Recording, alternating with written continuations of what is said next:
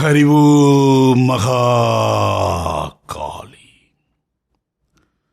எங்கு திரும்பினும் வயோதிகமான மானுடர்களுடைய ஜனத்திரள் மிகுந்து காணப்பட இருக்கிற காட்சிகளும் காலமும் வெகு விரைவாக நாம் எதிர்கொள்ளப் போகிறோம் என்கிற ஒரு எச்சரிக்கை மணியை ஒலிக்கிறார்கள் சமூகத்தின் மீது அக்கறை கொண்ட ஆர்வலர்கள்.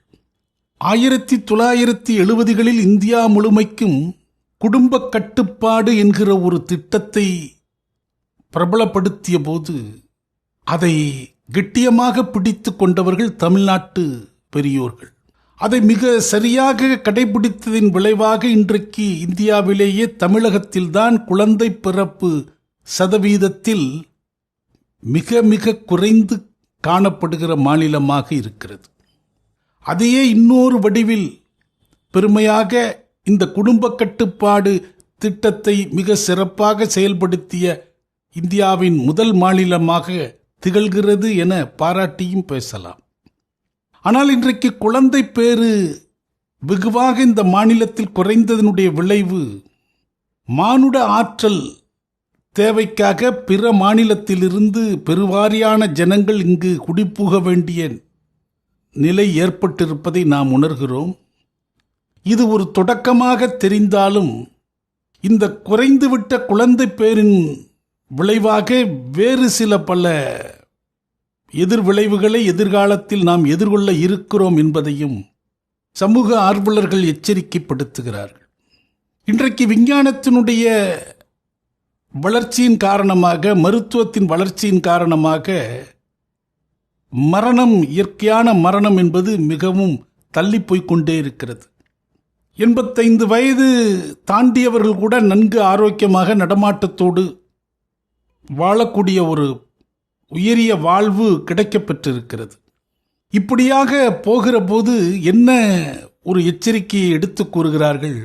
ஒரு பிள்ளை பெற்றவர்கள், அந்த பெற்றோர் 80-90 வயது இருக்கிற போது பிள்ளைக்கும் 60 வயதுக்கு மேல் வந்துவிடும். ஆக அந்த வீட்டில் முதியவர்கள் 2 தலைமுறையாக மாறுகிற போது அவர்களை பராமரிப்பதற்குரிய பிள்ளைகள் அங்கு அருகி போவதின் விளைவு பலவிதமான இன்னல்கள் முதுமை காலத்தில் ஏற்படும், சங்கடங்கள் ஏற்படும்.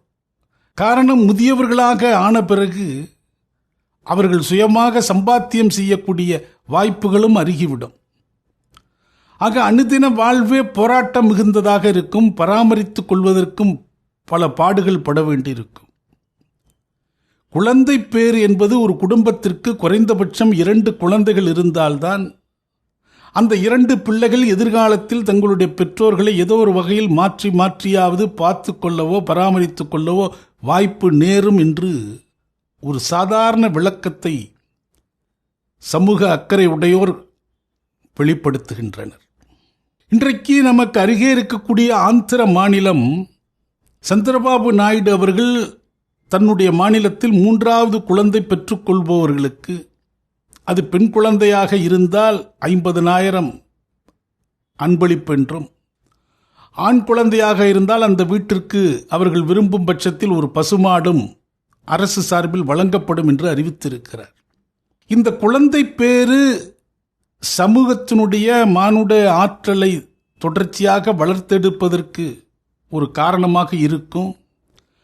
அது சமூக ரீதியாகவும் அவர்கள் சார்ந்த குடும்ப ரீதியாகவும் பெரும் ஆரோக்கியத்தை மேம்படுத்தும் என்பதனால இன்றைக்கு எல்லோரும் பேசும் பொருளாக மாற்றிக்கொள்ள வேண்டிய விஷயம்.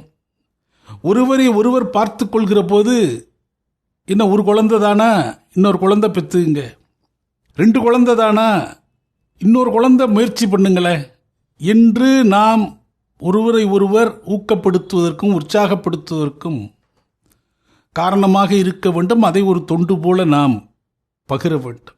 முன்பொரு காலங்களில் வேளாண்மையை அடிப்படையாக கொண்ட குடும்பங்கள், கிராமப்புறங்களில் வாழ்ந்து கொண்டிருந்தவர்கள், அந்த வேளாண் தொழில் சார்ந்து நிறைய ஊழியர்கள், பணியாட்கள் தேவைப்படும். ஆக குடும்பத்திலேயே ஒரு கணிசமான பிள்ளைகள் இருக்கிற போது அந்த பிள்ளைகளுக்கு பிற்காலத்தில் மருமகனோ மருமகளோ வருகிற போது, அந்த குடும்பம் பல்கி பெருகுகிற போது போதுமான உழைப்பாளிகளை வீட்டிலிருந்தே பெற்றுவிட முடியும் என்கிற ஒரு பெரிய நோக்கம் இருந்தது.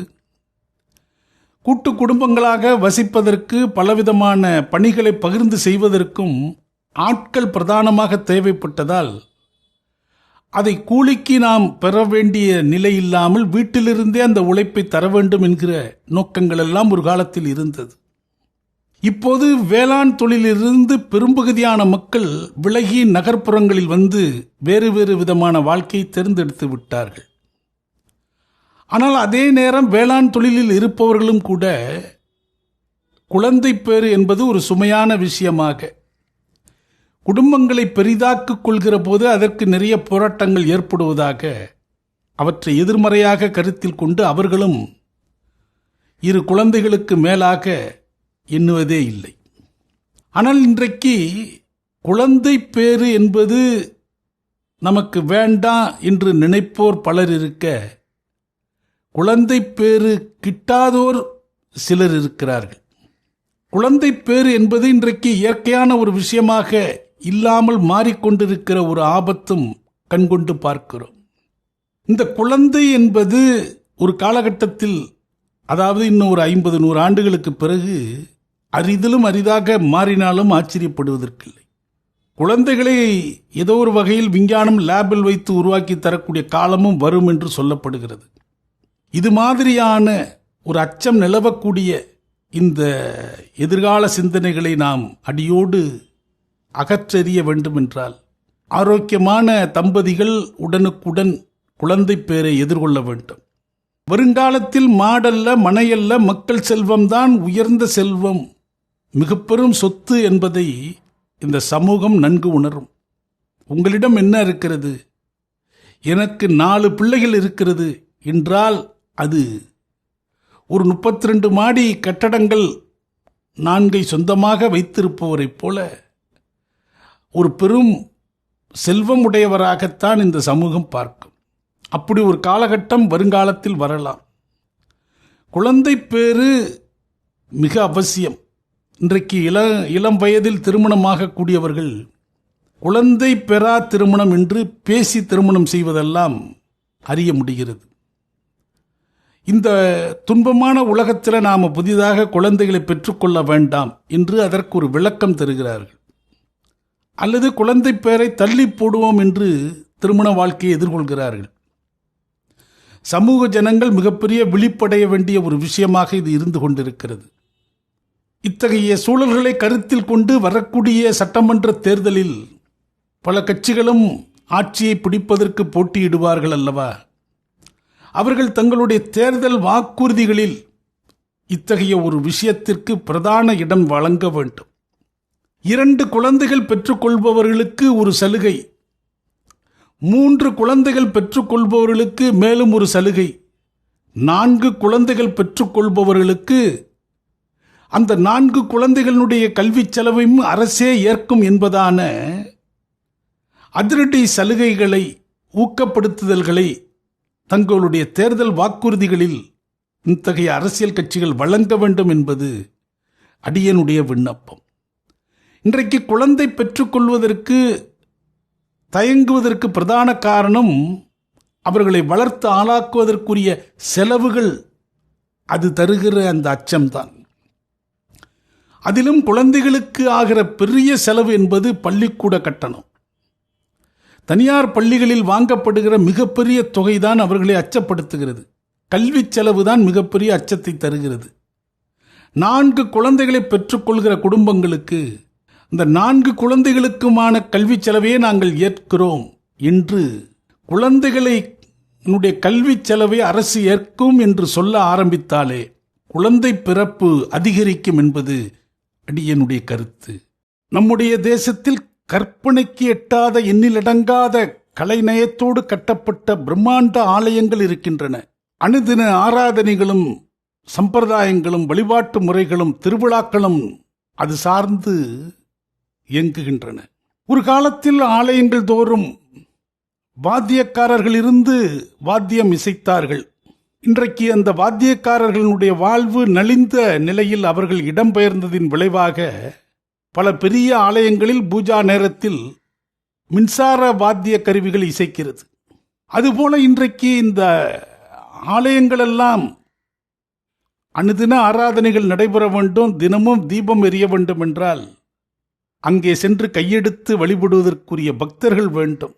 இது எல்லாம் ஆராய்ந்து ஆழ்ந்து யோசித்து பார்த்தால் தொன்று தொற்று தொடர்ந்து நடக்கக்கூடிய விஷயங்களாக நாளையும் நடக்க வேண்டும் என்றால் நம்முடைய சந்ததிகள் பல்கி பெருக வேண்டும்.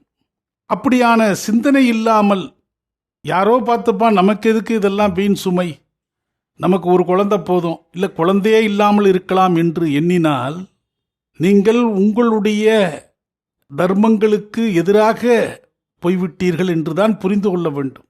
இன்றைக்கு ஊர்தோறும் பல்லாயிரக்கணக்கான ஜனங்கள் கூடி தேர் இழுக்கிறார்கள், பல சடங்குகள் புரிகிறார்கள். இதே மாதிரி மக்கள் தொகை விஷயத்தில் நாம் பலவீனப்பட்டு கொண்டே இருந்தால் ஏதோ ஒரு காலகட்டத்தில் தேரை இழுப்பதற்கு விஞ்ஞான ரீதியாக உருவாக்கப்பட்ட ரோபோட்டுகள் தான் பயன்படும். எல்லா இடங்களிலும் விஞ்ஞானமயமாக மாறி மனித நடமாட்டங்கள் குறைந்து போய்விடும். ஆலயங்கள் வெறிச்சோடும், பலவிதமான வெறுமை பூமியில் சூழும். பூமி ஏதோ ஒரு காலகட்டத்தில் பாலைவனமாக மாறும். இந்த பூமியில் பிறப்படுத்திருக்கிற நாம் நம்முடைய தர்மங்களில் ஒன்று நமக்கு பிறகான சந்ததிகளை உருவாக்கி விட்டு செல்வது.